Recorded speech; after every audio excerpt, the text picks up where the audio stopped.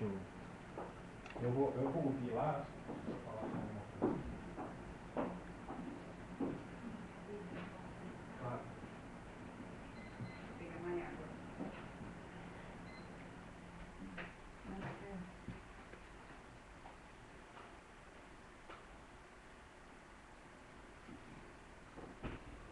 Boa noite. Vamos falar uma palavrinha? Alô, boa noite. Estamos aqui para comentar sobre o livro O Verdadeiro Católico Pode Votar em Partidos Defensores do Aborto. Se eu quiser até falar um pouco mais alto, Ah, sem tá, problema. tá Tá? ótimo. Mas o volume está bom, mas um pouquinho mais alto, Mais acho alto. que fica melhor. Boa noite, estamos aqui para comentar sobre o livro O Verdadeiro Católico Pode Votar em Partidos Defensores do Aborto. Tá, aí quando for começar você me avisa, então. Tá, joia. De fato a gente até já está transmitindo, o senhor já está vendo, mas... Aqui não tem que mexer em nada. Não, tá não precisa tudo- mexer em nada. A hora que o senhor quiser começar, Tá fica à vontade.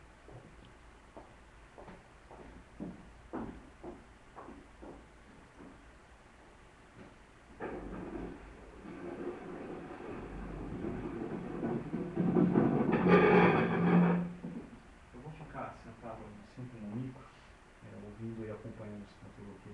Certo. Tá? Aí já posso começar, então. Boa noite a todos os telespectadores da editora Eclésia. Estamos aqui para falar sobre o nosso recente livro, O Verdadeiro Católico Pode Votar em Partidos Defensores do Aborto.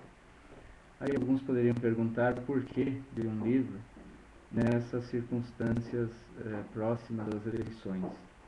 O livro visa alertar os católicos e pessoas de bom senso em geral que não se pode votar num partido ou em partidos que defendem o aborto.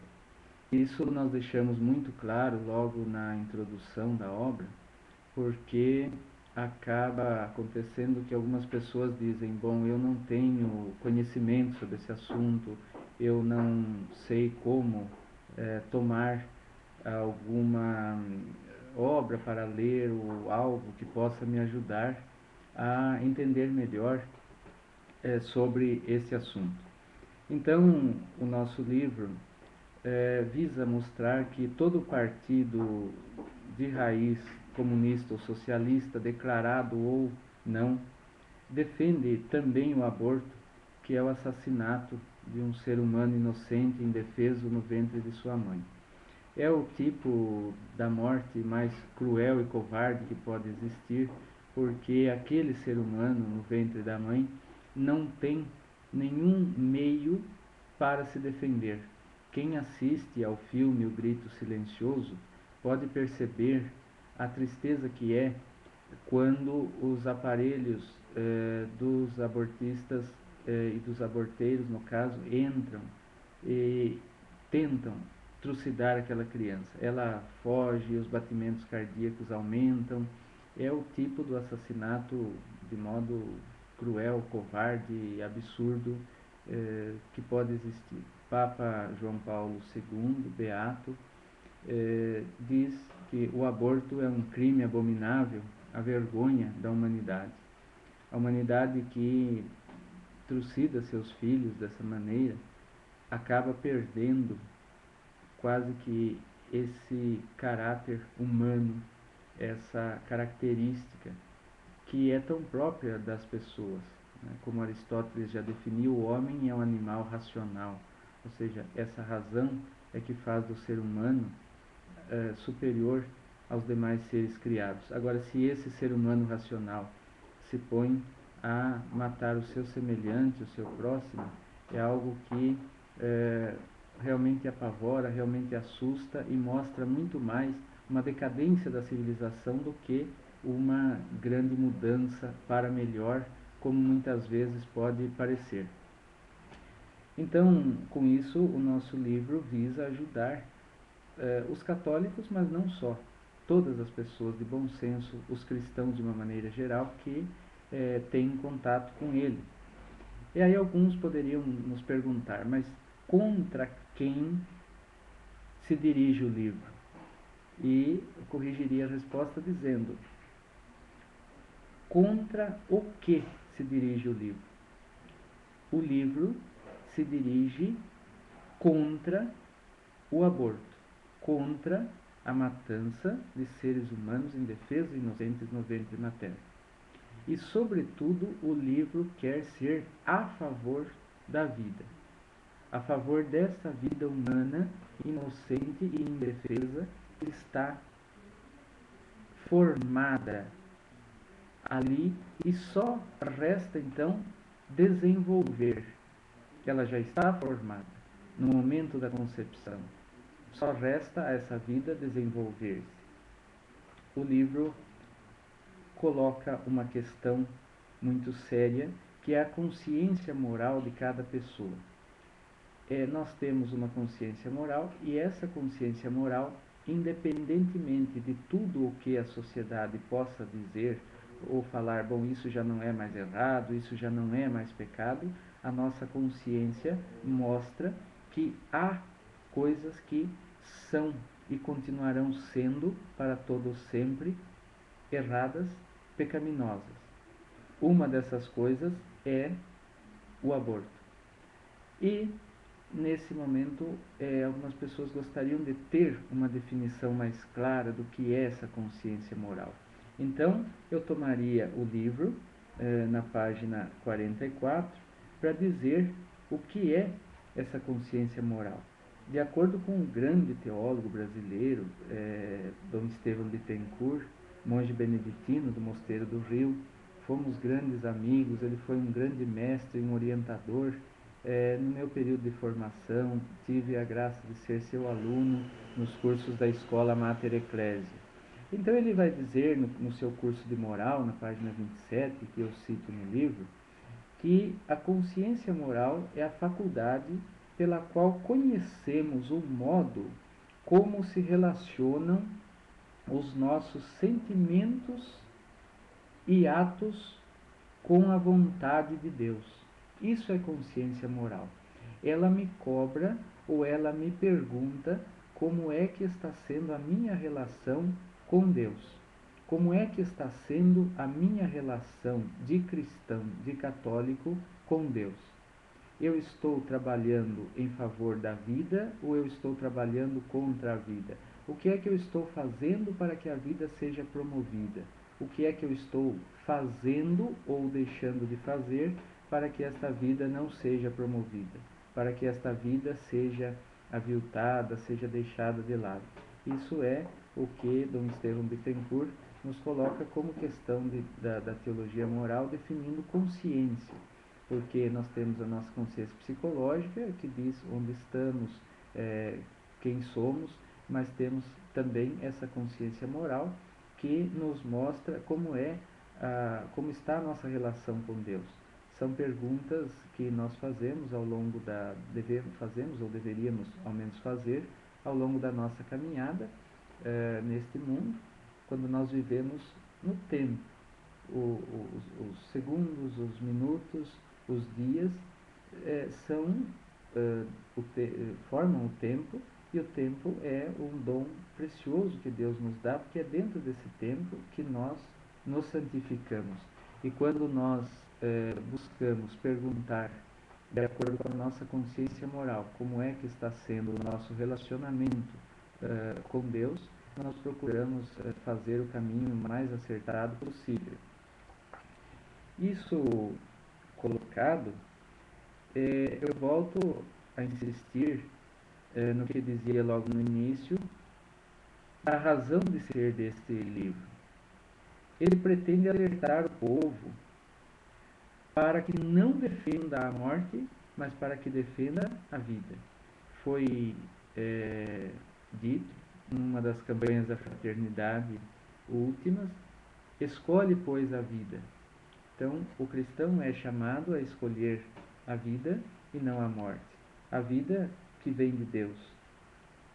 A morte é sempre associada ao mal, é sempre associada ao demônio, considerado em toda a tradição cristã, para começar pela própria Sagrada Escritura, o pai da mentira o, o introdutor da morte no mundo. Agora, Deus é o Deus da vida. O Senhor Jesus se define como o caminho, a verdade e a vida. Não há para o cristão como não escolher o próprio Cristo, como não escolher aquele que é a vida e não aquele que introduziu a morte no nosso meio, tanto a morte física quanto a morte espiritual pelo pecado. E isso nós fazemos escolhendo partidos políticos menos comprometidos com a morte. Hoje nós costumamos ouvir muito as pessoas reclamarem que parece não encontrar partidos ou políticos adequados para se votar. A pessoa diz, mas tanta coisa ruim, tanta coisa errada acontecendo e parece que nós não temos políticos bons para se votar. Então ela acaba indo até, por obrigação, que é obrigatório por lei votar, ela acaba indo até lá e vota branco ou vota nulo, sem dizendo, bom, eu não tenho ninguém quem escolher, então eu faço isso. Isso é muito complicado nos nossos dias em que a cultura da morte avança com certa força, porque quando nós votamos branco ou nulo, nós acabamos dando espaço para os defensores da morte. Porque aquele voto branco ou nulo poderia ir para um candidato melhor ou para um candidato menos pior do que os defensores da morte. Então, quando eu tenho a possibilidade de votar e acabo deixando de dar o meu voto a alguém que, se não é o melhor, possa ser o menos pior, eu acabo contribuindo, se eu sei disso, para que a cultura da morte prospere.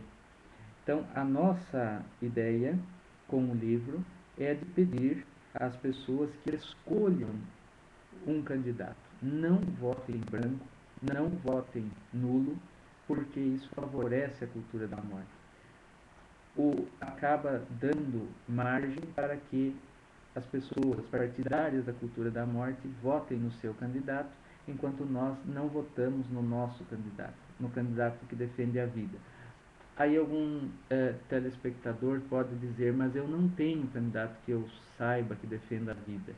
Eu vejo aqui, parece que não há esse candidato ideal. Bom, então escolha o menos pior dentre os que você tem, mas não deixe de votar. Porque ao votar nulo ou ao votar branco, nós favorecemos o outro lado, que é o lado da cultura da morte. E enquanto nós não tomarmos essa postura de ajudarmos aqueles que são pela vida, seja com o voto, seja propagando, divulgando aqueles em quem nós acreditamos, a cultura da morte continuará permeando a nossa sociedade. Esse termo, cultura da morte, que eu estou usando, não é um termo meu, é um termo que o Beato Papa João Paulo II usava muito, inclusive em seus escritos defendendo a vida. Ele sempre diz desse combate e substituir a cultura da morte pela cultura da vida. Então, essa recomendação aparece lá no final do nosso livro, pedindo vote no menos pior, mas não deixe de votar, porque senão você favorece essa cultura da morte. Uma outra coisa também é que nós temos cristãos e católicos que acabam dizendo, bom, eu não gostaria, não vou votar, seja porque eu tenho mais de 70 anos, seja porque eu ainda não completei os 18, embora eu tenha título, eu não vou votar. Isso também é uma certa omissão, porque a pessoa acaba deixando de dar a sua contribuição para a cultura da vida. Enquanto que, o próprio Nosso Senhor diz, os filhos das trevas são mais espertos que os filhos da luz. Então, aquele pessoal que tem essa ideologia da morte, essa ideologia de uma cultura anti-cristã, acaba fazendo o seu papel. Vai, vota e elege o seu candidato. E nós acabamos, por comodismo, não fazendo isso, não tendo uma fé militante, que inclusive é tratada no livro, E aqui eu aproveito para explicar esses termos, porque nós temos, então, nós costumamos distinguir que a igreja triunfante são os santos no céu, todos os que estão no céu são santos. Quer dizer, não só, na igreja não tem só os santos canonizados, todas as pessoas que morreram e estão com Deus são também santos. Nossos parentes, amigos, pessoas que estão próximas, estiveram próximas de nós, continuam nos ajudando, intercedendo por nós no céu. O próprio Apocalipse fala que havia uma multidão, São João escrevendo, que uma multidão que ninguém podia contar. Não são só os santos canonizados. Os santos canonizados nós podemos contar. Agora, aquela é uma multidão que ninguém podia contar. E ele diz que são pessoas que lavaram suas vestes no sangue do Cordeiro. Pessoas que procuraram viver retamente, apesar de suas quedas e tropeços, essa fé se alimentar, se fortalecer da Eucaristia, sacramentos de uma maneira geral, confissão, e conseguiram então, com a graça de Deus, que sempre é a primeira que nos chama, que nos puxa para o lado da vida verdadeira, da vida da santidade, conseguiram alcançar a alegria eterna no céu. Então essa é a igreja triunfante, ou seja, a igreja vencedora, aqueles que já venceram o combate e estão junto com Deus e hoje intercedem por nós, rezam por nós. Também nós temos a igreja padecente, que são as almas do purgatório. Então, são pessoas que ainda morreram apegadas a algumas coisas deste mundo, uma pequena fragilidade ou algo que ainda não a deixa totalmente pura para estar com Deus. E nada de impuro entrará na Jerusalém Celeste, então tem que fazer essa purificação. Essa é chamada igreja padecente, aquela igreja que padece, que sofre, são também nossos irmãos. E nós temos a igreja militante, isso volta ao termo que eu falava. A igreja militante é essa igreja que somos nós, neste mundo, militando, lutando, combatendo para que as verdades da fé sejam levadas à maioria das pessoas que não conhecem ou que se esqueceram dessas mesmas verdades. Nós temos que ser militantes. Eu cito isso em nosso livro porque as pessoas vão perdendo aquela vontade de lutar pelo bem. E nada desanima tanto a pessoa boa quanto lutar sem companheiros. Ela não vê ninguém que pensa como ela vai se desanimando porque parece que ela está sozinha no mundo. Ao passo que quando nós lançamos uma proposta como esta, de lutar pela vida, nós vemos aparecer muitas pessoas boas ao nosso lado e que querem lutar conosco. Nós não podemos perder de vista que o cristão, o católico de uma maneira geral, é uma pessoa que não deve se sentir triste ou derrotada diante da realidade que se confronta com o pensamento cristão, com o pensamento católico. Muito ao contrário, nós devemos nos sentir vitoriosos, porque nosso Senhor, quando ressuscita, é a vida que vence a morte. Então, a vida sempre tem a palavra final, não é a morte que tem a palavra final. Por isso o nosso empenho, por isso o nosso zelo em lutar pela vida e contra a morte. Temos que ser militantes, temos que defender a causa da vida, temos que espalhar essa causa da vida com muita convicção, com muita firmeza, sem necessariamente e, sobretudo, ser mal educado com as pessoas, ser agressivo com quem pensa diferente, mas ser firmes no nosso modo de pensar, deixar de lado, até mesmo às vezes, algumas amizades pessoais que podem nos atrapalhar nesse caminho de Deus. É incrível que às vezes nós temos um amigo que defende o aborto ou que é de um partido abortista. Nós temos que dizer para ele, você entrou no partido errado, mas nós somos amigos há tantos anos, eu não vou dizer. O amigo não é aquele que concorda com tudo que o outro faz e fala. O amigo é aquele que orienta. Aliás, às vezes a pessoa entra em certos enganos porque ignora que realmente há um engano ali dentro. Hoje se usam muitas palavras que nem sempre conseguem deixar claro para nós aquilo que realmente é. Então, em vez de se dizer aborto, se fala antecipação terapêutica do parto.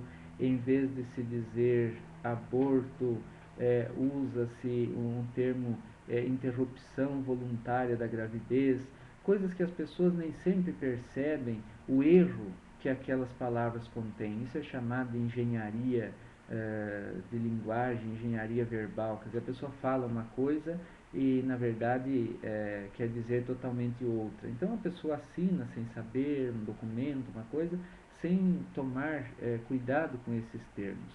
Nós precisamos alertar essas pessoas. Porque se ele é cristão verdadeiramente, ele não pode pactuar com o aborto, não pode entrar no partido abortista. E se ele entra num partido desse, naturalmente ele deixa, sabendo da gravidade do ato que ele comete, ele deixa de ser cristão automaticamente, porque ele está defendendo uma causa totalmente contrária àquela que Nosso Senhor prega, que é a vida, e a vida em abundância, a vida para todos, sem distinção de pessoas. Ontem a própria segunda leitura da carta de Santiago falava isso. Nós não podemos fazer acepção ou distinção de pessoas. Todos somos irmãos, todos somos iguais, todos somos amados por Deus. Então, dentro disso, também é uma obra de misericórdia corrigir os ignorantes, corrigir aqueles que erram, às vezes de um modo mais incisivo, às vezes de um modo mais ameno, mas devemos sim sempre fazer a nossa correção. Agora, às vezes alguns podem perguntar, mas e se a pessoa não gosta, se a pessoa... Paciência. Aquele que erra, algum dia vai reconhecer que errou. Aquele que acerta vai ter sempre a consciência tranquila de ter feito o bem para o outro. Há poucos dias encontrei um amigo que pediu desculpas porque algumas vezes que eu corrigi, ele tinha sido meio grosseiro, mais indelicado, e aí outro dia pediu desculpas e disse realmente o senhor tinha me apontado um caminho que eu não consegui enxergar. Então nós não devemos ter receio de corrigir, nós devemos ter o receio de não corrigir, e também não devemos ter o receio de sermos corrigidos algumas vezes em que isso se faz necessário na nossa vida. Continuando, eu diria que aqui nós entramos num dos aspectos importantes e quase centrais do nosso livro, que é tratar sobre a igreja e a política. Hoje há muita confusão nesse sentido, porque alguns dizem que a igreja deveria participar da vida política e outros dizem que não. Alguns querem confinar os cristãos católicos dentro dos seus respectivos templos e não e fazer com que eles não deem opiniões nas questões sociais. Para isso eles alegam, bom, o Estado é laico, eu trato isso no livro, o Estado é laico. E nós pensamos, bom, o Estado é laico, mas a nação, o povo é religioso. Portanto, esse povo religioso tem o direito e o dever de manifestar o seu pensamento, sempre que haja necessidade. O político eleito num país, tem que representar os anseios do seu povo e não os interesses próprios ou o interesse do seu partido. Não interessa se o seu partido defende isso ou aquilo, ele tem que defender o interesse do seu eleitor, porque o mandato dele não é um mandato que ele pode fazer o que bem quer. Ele está ali para ser um delegado do povo, ele está ali para ser um representante do povo. Se eu votei e eu não quero o aborto, ele também não pode querer, porque como é que ele sobe com o meu voto e defende uma coisa que eu não quero? Ou que, aliás, que não só eu, mas que a grande maioria dos seus eleitores provavelmente não querem. Então, o Estado laico é uma grande mentira que aparece aí para enganar algumas pessoas, porque realmente é preciso dizer, o Estado é laico. Isso significa que ele não deveria dar prioridade a nenhum grupo religioso ou antirreligioso, mas deveria ouvir a todos. O que acaba acontecendo, na verdade, é que o Estado, no Brasil sobretudo ultimamente, e em alguns outros países também, tem dado muito mais ouvidos a uma pequena minoria, sobretudo que defende a cultura da morte, porque entre 72 a 80 e tantos por cento dos brasileiros somos contra a pena de morte para os inocentes indefesos no ventre da mãe, mas há um grupo político pequeno que tenta fazer passar a ideia de que o aborto seria algo totalmente novo, totalmente importante para a nação e que é da vontade popular que tenhamos o aborto em nosso país. E para isso dizem, bom, a igreja não deve dar palpite porque o Estado é laico. Ou seja, não pode se ouvir quem é a favor da vida, mas pode se ouvir quem é a favor da morte. Quer dizer, aí o Estado já deixa de ser laico e passa a ser um Estado secularista. Aquele Estado que apoia tudo que é contrário à religião, tudo aquilo que é contrário ao interesse do povo. Isso é muito complexo. Outros dizem que a igreja não deveria se envolver em política. E aí nós precisamos fazer a distinção entre os leigos e a hierarquia da igreja. Os leigos devem sempre participar da política, fazendo a diferença. O fiel católico deve votar num candidato verdadeiramente católico, ou pelo menos num candidato que não seja inimigo da religião, não seja inimigo das pessoas de fé. É dever do leigo participar da política. Agora, não é porque a pessoa vai à missa todo final de semana ou até durante a semana que ela é verdadeiramente católica. É preciso tomar cuidado com isso, porque o próprio Judas andava no grupo de Nosso Senhor e foi o traidor. Judas não foi canonizado, não é santo, como os outros apóstolos, todos são. Então é preciso cuidado com aquele que de repente mostra uma face e por dentro tem uma outra mentalidade, uma mentalidade até totalmente contrária àquilo que a igreja ensina, aquilo que a igreja professa. Tem católico filiado em partidos socialistas, em partidos comunistas, em partidos abortistas. Eu disse numa entrevista à agência Zenit que ele é uma contradição ambulante. Como é que pode uma pessoa servir a dois senhores, como o próprio Evangelho diz, ou servir, aí no caso, a duas senhoras, a morte e a vida? Elas são duas senhoras opostas. Não pode alguém ser católico e defender o aborto. Não pode alguém ser católico e filiar-se a um partido abortista. Ah, mas eu entrei porque não sabia. Então saia. Há essa possibilidade de você sair, deixar esse partido. Mas eu não posso. Não pode por quê? Se você é católico, assuma a sua fé de verdade, esteja do lado de Cristo e não do lado da ideologia da morte ou das ideologias de morte.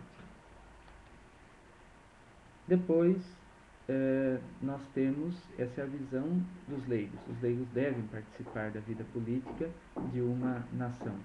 De outro lado, nós temos a hierarquia da igreja, que são os clérigos. Então, diáconos, padres, bispos e aí depois os cardeais entram nessa hierarquia. A hierarquia da igreja normalmente não participa da vida política, mas ela não participa se candidatando, né? Dificilmente se vê um padre candidato, um bispo candidato, prefeito, a vereador, ou a deputado, senador, presidente da república. Mas a igreja tem, por ser a mãe e mestra dos povos, o dever moral de alertar os seus filhos em questões de fé e de moral. Se ela é mãe e mestra em questões de fé e moral, ela tem o dever de alertar os seus filhos. E não há uma questão moral tão importante nos nossos dias quanto a questão do aborto, desse assassinato de inocentes no ventre materno. É considerado pela igreja um dos pecados que clama aos céus por vingança. É algo que tem toda essa vivência que nós não podemos esquecer. Nós temos uma vivência cristã católica que nós não podemos esquecer. Então, a hierarquia tem o dever e o direito de se pronunciar numa sociedade. Se ela não tivesse, nós estaríamos numa das piores ditaduras possíveis ao longo da história. Nós estaríamos num país quase que pior do que onde as ditaduras comunistas se instalaram e sufocaram a igreja. eu peço licença para ver aqui a pergunta de um telespectador e também tomar um pouco de água.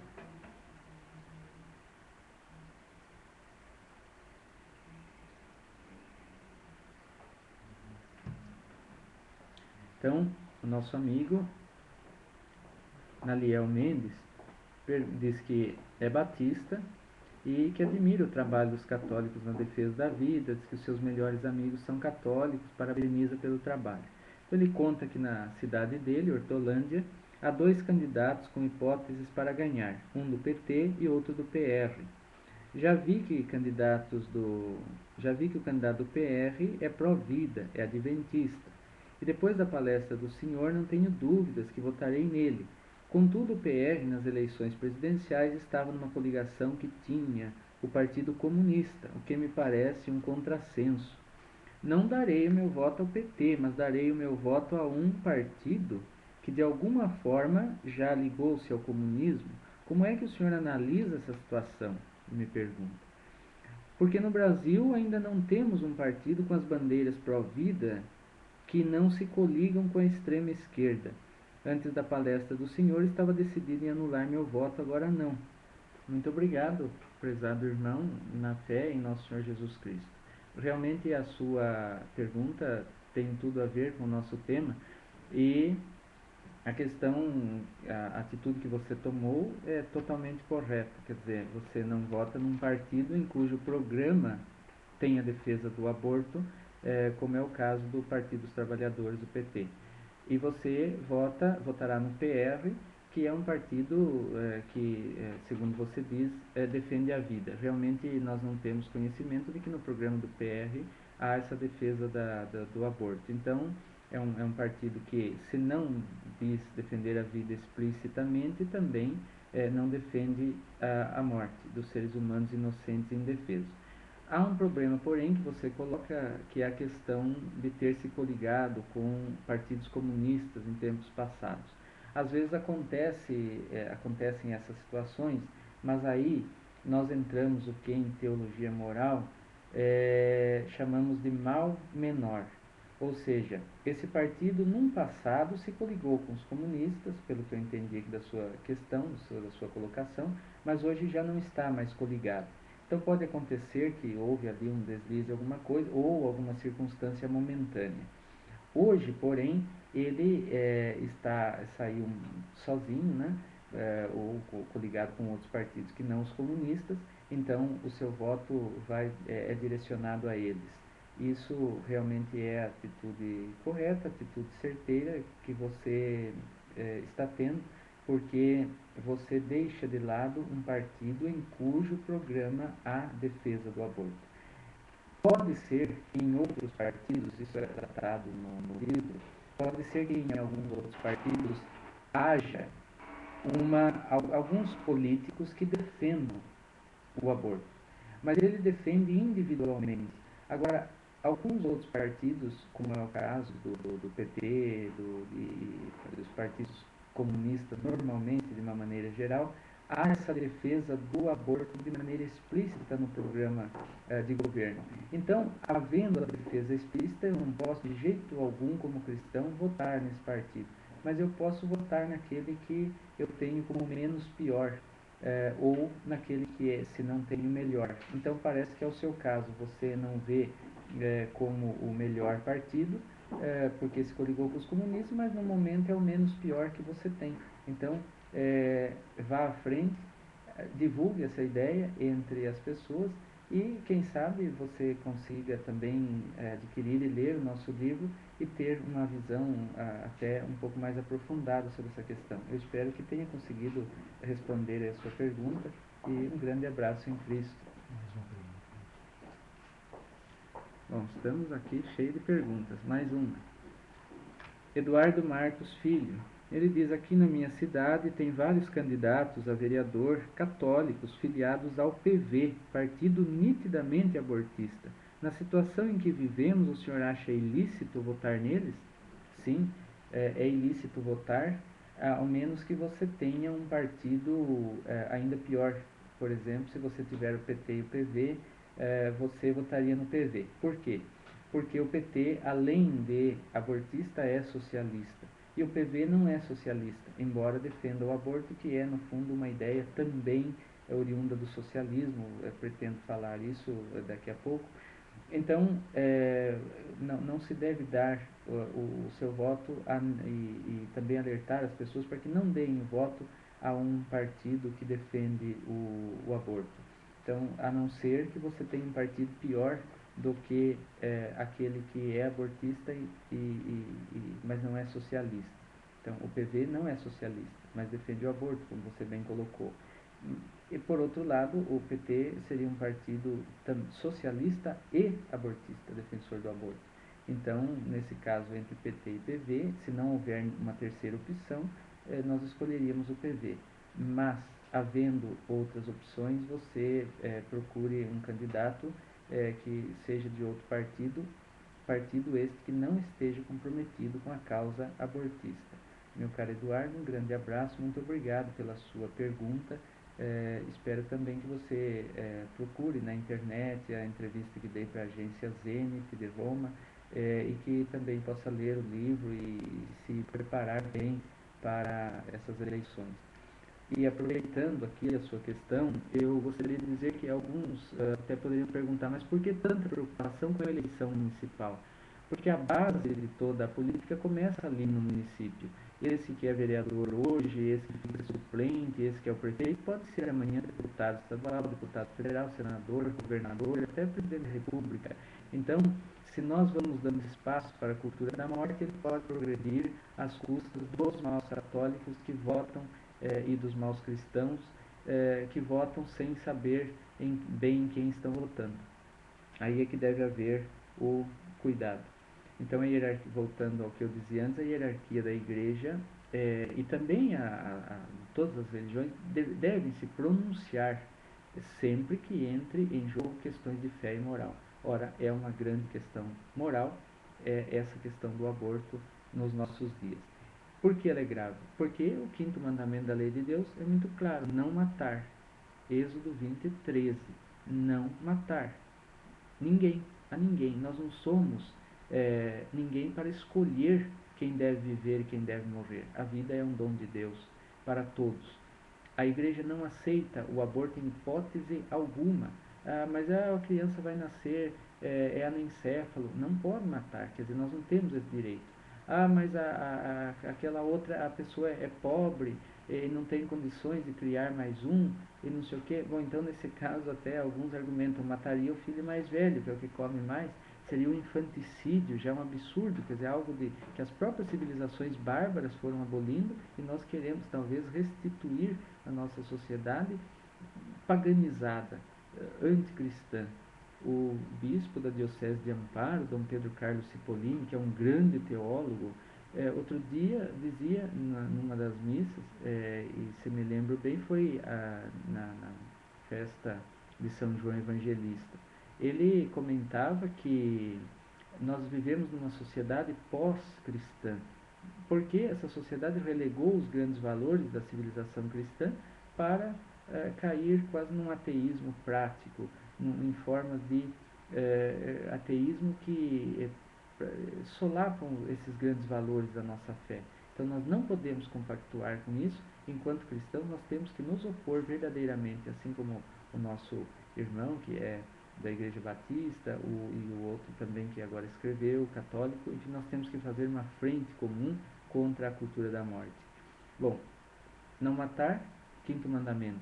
O primeiro compêndio da doutrina cristã do século II da nossa era, de Didaquê, alerta também para isso: não matarás o nascituro e nem o infante, o recém-nascido, quer dizer, era um infanticídio. Não pode matar, é a tradição da igreja. É um pecado que clama a Deus por vingança do céu. Quando Deus pergunta a Caim: onde está o teu irmão? O que você fez com o teu irmão?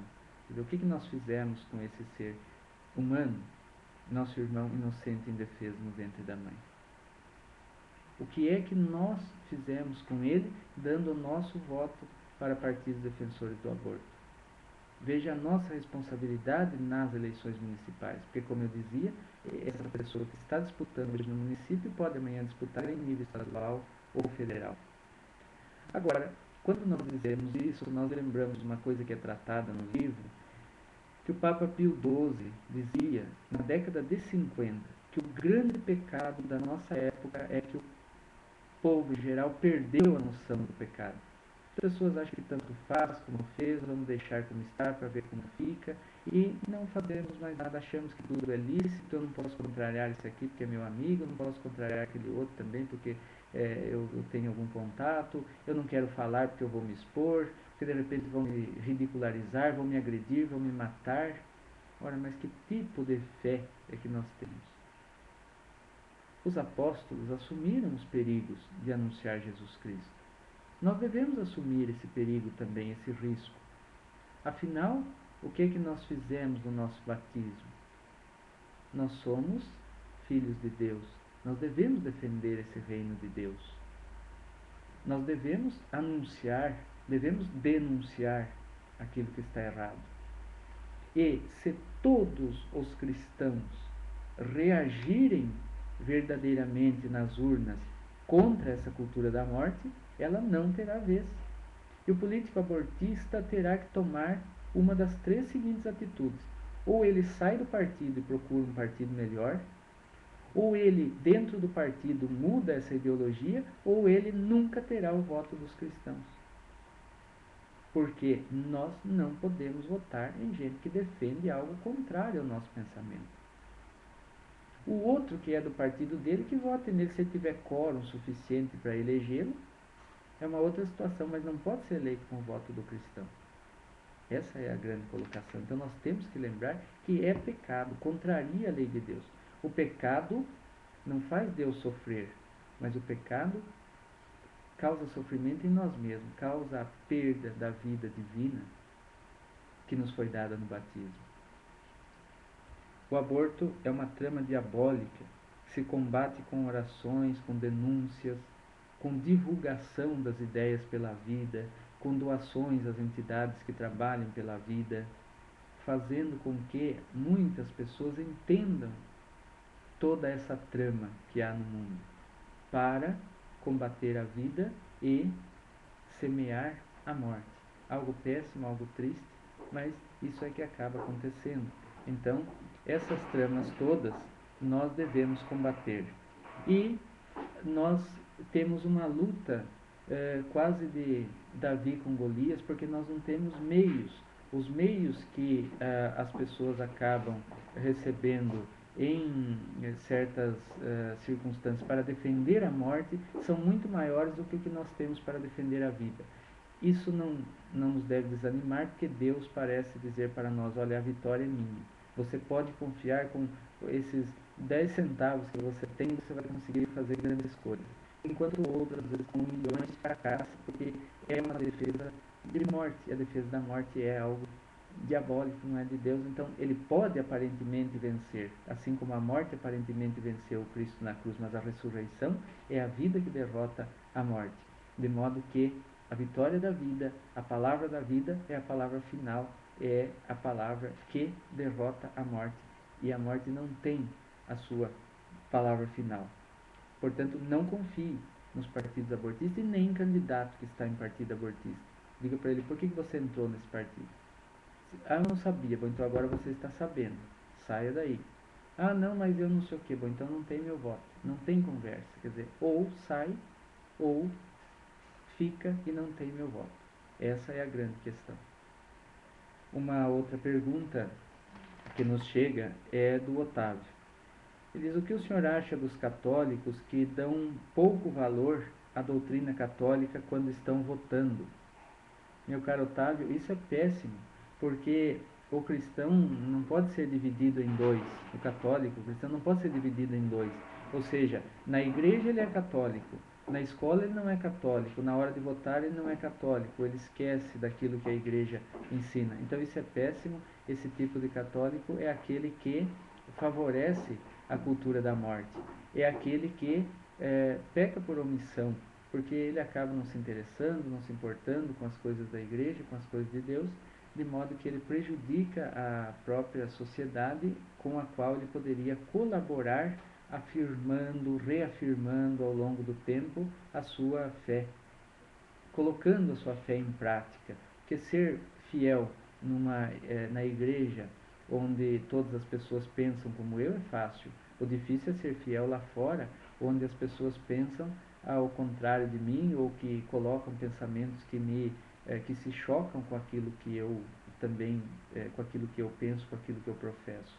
Então, isso não deve haver de um católico quase esquizofrênico, quer dizer, na igreja ele é católico, fora da igreja ele não é católico. Ele tem que levar em consideração a sua fé cristã em todos os lugares, por onde ele for. A fé não é um guarda-chuva que se deixa na porta, entra e depois pega na hora que sai. Outra questão que aparece é do João Henrique. Ele diz: no passado votei em um partido abortista, mas não sabia que isso era um problema. O que faço?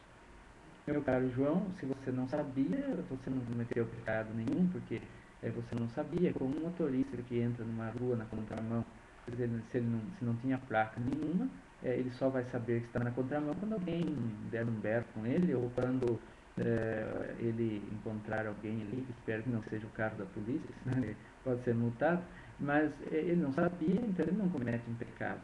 Agora, a questão de não saber no passado não deve acomodar o verdadeiro cristão, dizer: bom, eu não sabia, não quero saber, não estou nem aí com isso. A sua atitude é muito interessante, porque você quer, pelo menos no que se demonstra, fazendo esta pergunta, mudar a sua conduta e ser um defensor da vida, ser um defensor daqueles que lutam pela vida. Então, aquilo que passou, você não sabia, não tem problema algum. Para que haja pecado, nós precisamos conhecer o certo e, conhecendo o certo, agir de maneira errada. Eu explico isso no livro, fundamentado na doutrina da Igreja Católica, o que realmente é pecado e quando é um pecado grave, quando é um pecado leve. Então, isso tudo também está bem explicadinho. No seu caso, não houve pecado porque você não sabia. Então, quando a gente não sabe, nós somos perdoados pela nossa ignorância daquilo que se coloca ao nosso alcance. Na verdade, então, essas ideias todas que nós colocamos é para falar um pouco daquilo que o nosso livro trata. Ou seja, o título dele já é bastante provocativo ao dizer que o verdadeiro católico não pode votar em partidos defensores do aborto. E o subtítulo diz: é uma delicada questão de consciência moral, que eu dizia no começo, frente ao homicídio no ventre materno. Essa palavra consciência e junto com a palavra homicídio são muito fortes, são bastante pesadas para nós, justamente para tentar sacudir aquele mal católico que o nosso irmão Otávio perguntava aí. Quer dizer, aquele que esquece a sua fé, deixa de lado e acha que eleição é uma coisa, fé é outra coisa, não devemos misturar. E a pessoa diz: bom, futebol, política, religião não se discute. É lógico que se discute, desde que se tenha argumentos, desde que tenha civilidade para a discussão, se discute sim. Quer dizer, coloque o seu ponto de vista. Aliás, falta muita gente para escrever coisas boas, para falar coisas boas, para fazer uma palestra sobre coisas boas, falar de repente na televisão, no rádio, enfim, nos meios que tivermos. Aí você pode dizer: mas eu não tenho nenhum desses meios, eu não sei falar bem com o público, eu não tenho nenhuma especialidade nesse campo, eu não consigo me pronunciar bem, né? Então, você pode fazer um grande trabalho com as pessoas que estão à sua volta, dentro da sua casa, no ponto de ônibus, na escola, na faculdade, nos lugares onde você vive. Não tenha medo de ser diferente. Não tenha medo de anunciar a sua fé. Não tenha medo de repente falar: olha, eu sou católico apostólico romano, eu estou aqui nesse meio. Eu sou evangélico de tal igreja. Olha, eu defendo essa minha posição. E se realmente nós vivemos numa liberdade que é tão alardeada em nossos dias, essa questão da liberdade, que problema tem eu defender minha fé? Você diz que defende os seus pontos de vista e eu defendo os meus. Nós podemos argumentar, nós podemos conviver, né? Viver com o outro. Então, toda essa situação não deve ser um empecilho para que eu defenda a minha fé onde eu estou. volto a dizer, fé não é um guarda-chuva que se deixa na porta, não é um acessório, ela faz parte integrante do nosso viver. Uma questão que acredito ser importante colocar, que está na página 7 do nosso livro, que escrevo logo na apresentação, dizendo: não desejamos falar de A, B ou C, mas sim alertar os irmãos na fé para que defendam a vida, não votando em partidos cujos programas defendem a cultura da morte por meio do assassinato de criancinhas inocentes e indefesas no ventre materno, dizendo que o aborto é uma questão de saúde pública. É outro engano dizer que o aborto é questão de saúde pública. Aliás, eu pergunto: você conhece, prezado irmão, um sistema de saúde que, em vez de matar, assassina? O próprio termo saúde significa salvação, né, no latim. Algo que salva, algo que melhora, algo que nos leva para alguma coisa melhor. Portanto, matar, como que isso seria bom? E nós não pretendemos dizer: bom, o fulano, ciclano, beltrano é abortista. Precisamos ver o partido em que ele está inserido. Se o seu partido é abortista e ele assinou: ah, mas eu sou contra. Mas então por que entrou nesse partido? Procura outro. Ah, mas eu... voltamos àquela história. Você não sabia, agora está sabendo. Tem a obrigação, se é cristão, se é católico, se afastar desse partido que você está. No final do livro, aparecem algumas recomendações práticas e que gostaria que isso realmente fosse vivenciado, fosse colocado em prática por todos aqueles que estão acompanhando essa exposição. Primeiro olhe o partido em que o candidato está, como alguns irmãos já perguntaram aí. Olhe o partido. Negue seu voto a partidos defensores do aborto. Assassinato de inocentes no ventre materno. Negue seu voto. Não vote para esses partidos. Segundo ponto, veja o passado do candidato. Observe se ele apoiou defensores do aborto nas eleições presidenciais ou estaduais, no âmbito do executivo ou do legislativo. Se ele apoiou, diga: olha, você apoiou fulano de tal é abortista, por isso eu não voto em você. Ah, bom, hoje eu mudei de ideia, não sei o que. Então, precisa ver se na prática ele mostrou mudanças de ideia ou se ele quer, ou se ele é um lobo em pele de cordeiro. Tenha muitíssimo cuidado em se deixar seduzir com os lobos em pele de cordeiro, pois o verdadeiro católico jamais defende o aborto, não só o católico, mas os cristãos em geral. Jamais defende o aborto e nunca apoia políticos abortistas e nem se filia a partidos que defendem a morte, porque a nossa fé se fundamenta na vida, na ressurreição de Cristo. São Paulo diz: se Cristo não ressuscitou, é vazia a vossa fé. Não vote branco nem nulo. Caso veja que nenhum candidato o agrada, vote no menos pior, mas vote. Não deixe de dar o seu voto, se não tem o melhor, no menos pior. Não deixe de votar. Se estiver em condições de ir, vote. Alguns não vão porque, como eu dizia, não tenho título, mas eu tenho só 16, 17 anos, é obrigatório aos 18. Outros eu já passei da idade. Vá. Nunca, estando em condições, não estando acamado, não tendo nenhum problema que o impeça, vá votar. Não importa se você tem 100 anos, cento e poucos anos, tem pessoas de 100, cento e poucos anos que ainda conservam uma lucidez, uma vitalidade. Vá votar. Ajude a tirar a cultura da morte do nosso país. Reze, em particular ou em grupo, em favor da vida. Isso é muito importante. A derrota da cultura da morte só se dará por meio de muita oração, de muita divulgação, de muito espalhar coisas boas pelo mundo. E espalhe os escritos que são a favor da vida. O nosso livro é um deles, mas também há outros. Espalhe. Dizia sempre o saudoso Dom Estevão de Bittencourt, ao qual eu me referi no começo, que era um professor, um grande amigo, um orientador.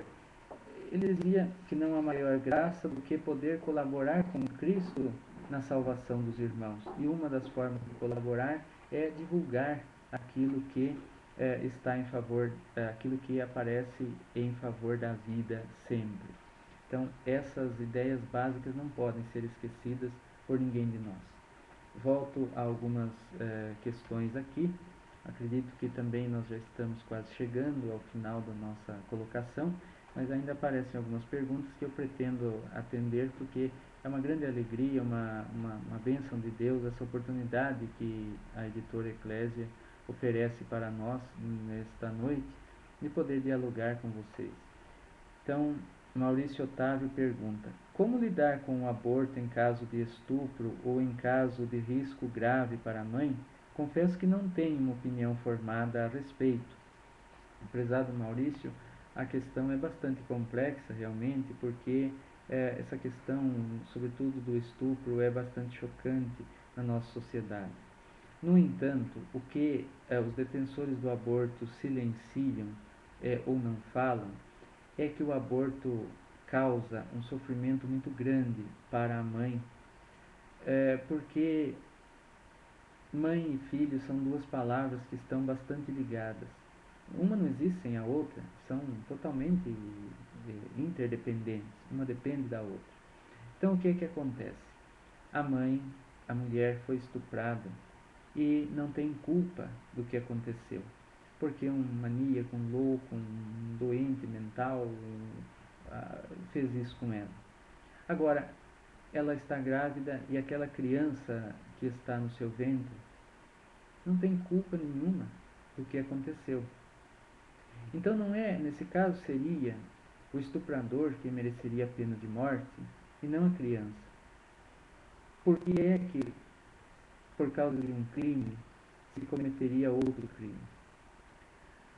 Lógico que nós precisamos entender esse lado dessa mulher que não é fácil, não é uma coisa pavorosa, é uma coisa absurda, mas eu digo isso depois de ter conversado com mulheres que passaram por isso, depois de ter lido depoimentos e depois de ter conversado também com psicólogos, psicólogas, sobretudo, que acompanharam essas situações, é que quando a mulher deixa essa criança nascer e às vezes não pode, acha que a criança vai lembrar aquela situação, então doa essa criança, ela se sente muito melhor do que aquela que matou o próprio filho.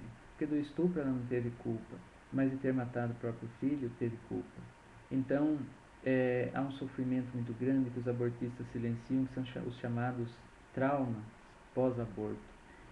Isso é muito sério, há pessoas que, os psicólogos nos mostram isso, que lá na casa dos 80, 90 anos ainda não se perdoaram por um aborto cometido quando tinham 17, 20 anos.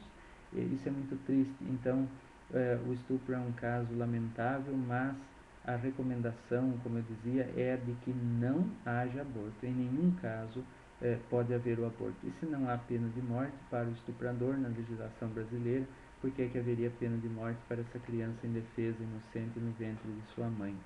Aí você faz uma segunda pergunta no caso de risco grave um grave risco de saúde para a mãe. Aqui é uma questão muito interessante, porque o pessoal que defende o aborto levanta muito essa situação. Mas nós tínhamos depoimentos das décadas de 60, 70, de que o problema de uma criança que está sendo gestada causar problemas para a saúde da mãe é muito pequeno. Pode acontecer, mas são casos muito raros. Com a evolução da medicina, esses casos se tornaram mais raros ainda. E então, de modo que quase não há problemas. O que acontece, uma questão moral bastante interessante ser colocada, é que às vezes há casos de pessoas que descobrem durante a gravidez um câncer no útero, por exemplo, e aí tem que tirar esse câncer.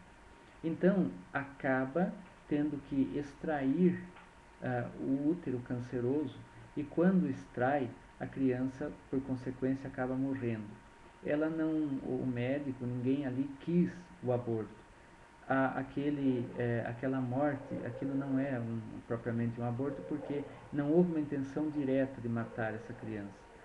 Houve sim a tentativa de salvar mãe e filho. Como não foi possível, então a causa da morte da criança não foi foi um efeito que houve, mas não foi querido, não foi desejado por aquelas pessoas. Quando há o aborto, a pessoa deseja firmemente matar o próprio filho, ou as outras pessoas fazem com que a mãe assassine, tentam, ou instigam a mãe a matar o próprio filho.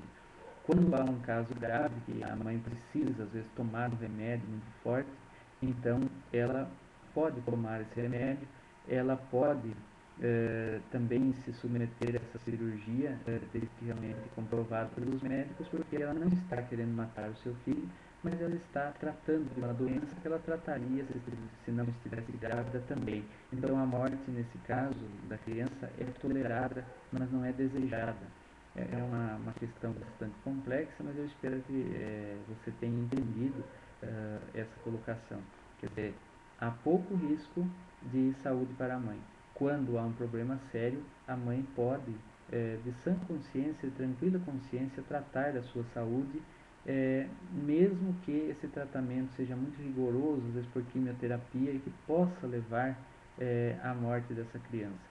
Algumas mulheres, inclusive Santa Giana Beretta Molla, médica italiana, não quis os tratamentos, acabou morrendo em consequência de problemas na gravidez. Mas aí são casos de exceção e a moral católica não pede isso das mulheres. A moral católica diz que é lícito, então, tratar dessa doença grave que ela tem, mesmo que isso, infelizmente, ocasione a perda desse bebê.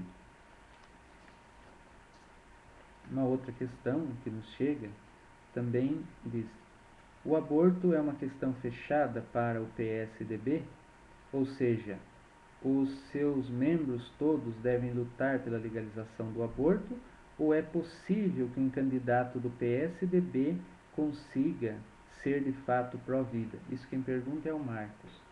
Olha, Marcos, o PSDB não tem no seu programa a defesa do aborto, de modo que ele pode ter e deve ter no seu meio políticos abortistas, ou seja, que defendem o aborto. Mas é aquele político isolado e não é um programa do partido. Aliás, José Serra, quando foi ministro da Saúde, acabou trabalhando com algumas portarias que aceleraram em alguns passos o aborto, mas era uma questão dele. No caso das eleições de 2010, entre Dilma e Serra, a opção menos pior era escolher o Serra. Por quê?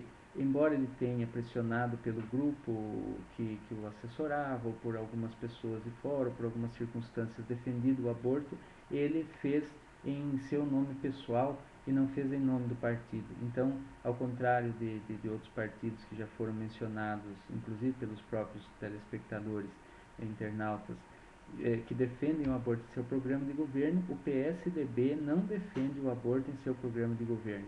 Ele pode ter algumas pessoas em seu meio que defendam o aborto, mas isso não é do próprio partido. De modo que você poderia votar num candidato do PSDB muito tranquilamente, exceto se esse candidato defender o aborto. Mas isso você pode procurar, ver, né, perguntando ou vendo na própria ficha dele, mas a opção de votar no PSDB é praticamente tranquila para um católico, porque não é um partido que defende o aborto, assim como outros partidos que também não defendem, mas como você pergunta aqui diretamente do PSDB, então eu devo responder que o católico pode votar no PSDB muito tranquilamente.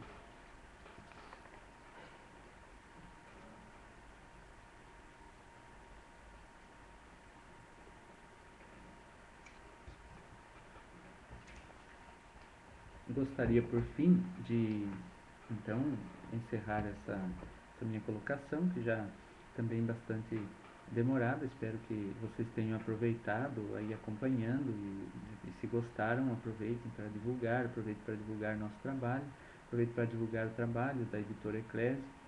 E gostaria no final também, ainda talvez dê tempo de fazer alguma pergunta, mas no próprio livro vocês encontram meu e-mail, telefone, inclusive terão oportunidade também de fazerem perguntas. Pessoalmente eu procuro responder a todas as questões que chegam, porque isso acaba ajudando muito ao povo de Deus ter uma fé mais esclarecida, uma fé mais vivenciada, porque se ninguém conhece o que não ama, deve ser verdade que a pessoa muito mais amará aquilo que melhor conhece, que é a sua fé, a sua vivência de adesão a Nosso Senhor Jesus Cristo. Gostaria de terminar rezando com vocês uma oração à Nossa Senhora Protetora dos Nascituros. Ela foi escrita pelo cardeal Dom Eusébio Scheide, quando ele era cardeal arcebispo do Rio de Janeiro, hoje é emérito, e ele que fez o prefácio, inclusive, do nosso livro, porque quando era arcebispo, eu escolhi, ele aceitou, eu agradeço muito, porque quando ele era cardeal arcebispo do Rio, numa eleição, teve o seu gabinete invadido por oficiais de justiça que procuravam, a mando da coligação PCdoB, Partido Comunista do Brasil, e PT, a mando desses dois partidos, ele teve seu gabinete invadido à procura de material que pudesse falar contra o aborto e, consequentemente, contra candidatos desse partido. Foi algo, como ele mesmo disse depois, que nem na ditadura ocorreu, mas a ditadura da morte acabou fazendo isso com o nosso querido cardeal Dom Eusébio Scheide. Também vocês devem ter acompanhado que Dom Luiz Gonzaga Bergonzini, bispo de Guarulhos, teve 2 milhões de panfletos apreendidos na própria gráfica, a mando dos assessores, dos coordenadores da campanha de Dilma Rousseff nas eleições de 2010, no segundo turno.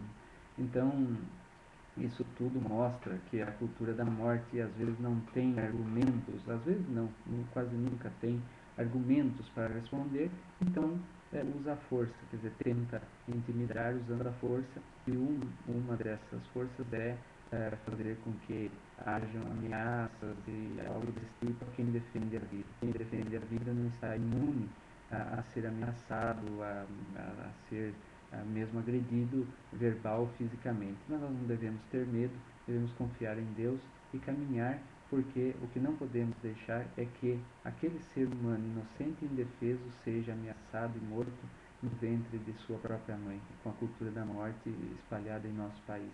Então, rezamos pedindo a Nossa Senhora Protetora dos Nascituros que nos ajude nessa luta pela vida, ela que teve que também fugir do rei Herodes, que matou as crianças, os chamados santos inocentes. Senhora e nossa e Mãe nossa, é com santa angústia e zelo fraterno que nos dirigimos a Ti, amiga e defensora de todas as crianças nascidas e por nascer. Tu foste às pressas para santificar por meio de Teu Filho Jesus a uma criança que estava prestes a nascer. Cuidaste de tudo com carinho e desvelo de mãe. Agora queremos invocar-te como protetora dos nascituros. Muitos em perigo de serem assassinados, trucidados, antes de verem a luz do dia. É o maior escândalo, o pior crime contra a humanidade toda. O útero materno, querida mãe, tornou-se o lugar mais inseguro e violento da terra. Tu bem o sabes e certamente choras, como choraram as mães de Belém na matança de seus inocentes filhinhos. Vem depressa em socorro de todos os nascituros, levando-lhes com o teu Jesus a certeza e a garantia da vida, de sobrevivência digna, de acolhida num lar afetuoso e de merecida educação. Tu o podes fazer porque levas Jesus contigo e porque para Deus nada é impossível. Antecipadamente, ó Mãe e protetora dos nascituros, te agradecemos este imenso favor. Por Jesus Cristo, teu Filho, na unidade do Espírito Santo. Amém. Peçamos que Deus nos ajude nessa nossa caminhada, que cada um aproveite desta palestra, aproveite bem também do nosso livro que está sendo publicado e faça sempre algo de bom pela vida e contra a cultura da morte. Em nome do Pai, do Filho e do Espírito Santo. Amém.